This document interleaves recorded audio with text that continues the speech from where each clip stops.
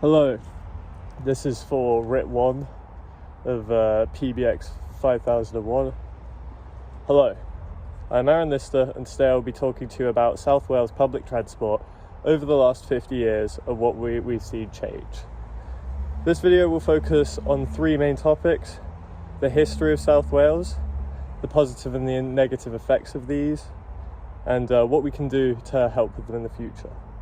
Starting off, back in 1963, Richard Beeching, the chairman of the Railway Board, introduced the Beeching Cut, where he listed closure for 188 railway lines to help smoothen the railway deficit.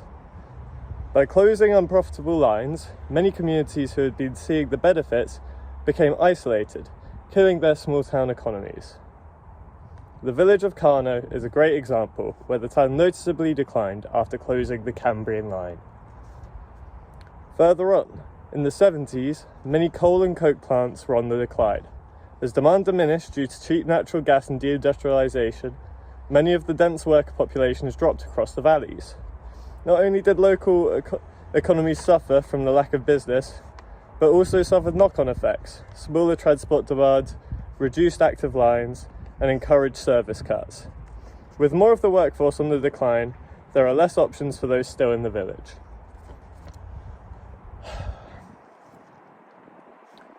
In the 1980s, Thatcher was in power, pursuing aggressive privatisation and selling of nationalised services to foreign powers. Many of Wales' labour workforce was in mining and steelworks, leading to mass unemployment when closing down. This further decimated local economies and killed a large amount of Wales' self-sustenance. There was bus deregulation in the mid-80s, spurred from a revised Transport Act, allowing buses to run without fixed timetables or coverage obligations. This heavily affected rural services to become extremely unreliable, where the companies kept profit over.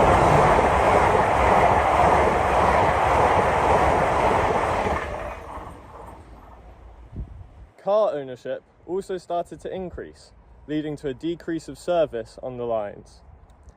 In the 90s, British Rail was fully privatised, where regional franchises were introduced. Wales and the Borders became the regional rail operator, where Arriva Trains Wales came after in the early 2000s. Many services hadn't improved apart from in major cities like Cardiff, which saw some investment. With decades of decline and larger problems like population fragmenting, Valley services had even less flow and demand than before.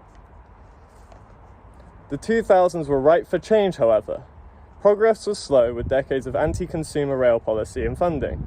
There was a revitalisation of recognition for accessibility, tackling rural isolation.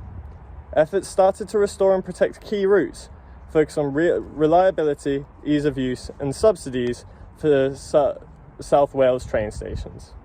Cardiff, growing as a capital city, helped spur this support. In the 2010s, followed by the 2008 recession, many bus routes lost their subsidies and were consequently reduced or removed, affecting rural communities most.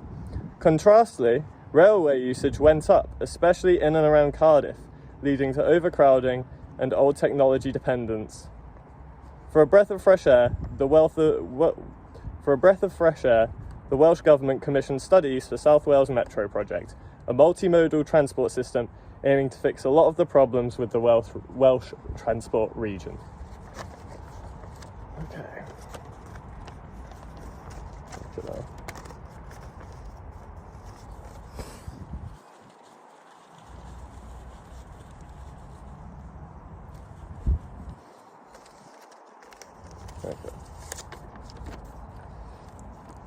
Recently, over the 2020s, Transport for Wales is making good headway at improving the network. The COVID pandemic caused massive drops in passenger numbers and shifted a lot of workers to work from home, reducing passenger numbers. In 2021, the Welsh Government made Transport for Wales public, making a major shift to consumer needs, improving accountability and modernisation. The South Wales Metro project started, aiming to transform rural Wales into modern standards with electrification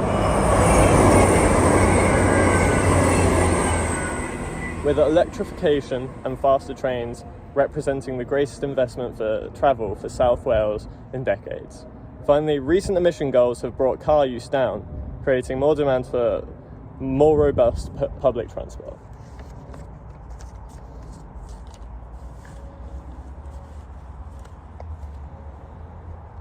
Many of the major issues with Transport for Wales and public transport in Wales is to do with rural connectivity within the region.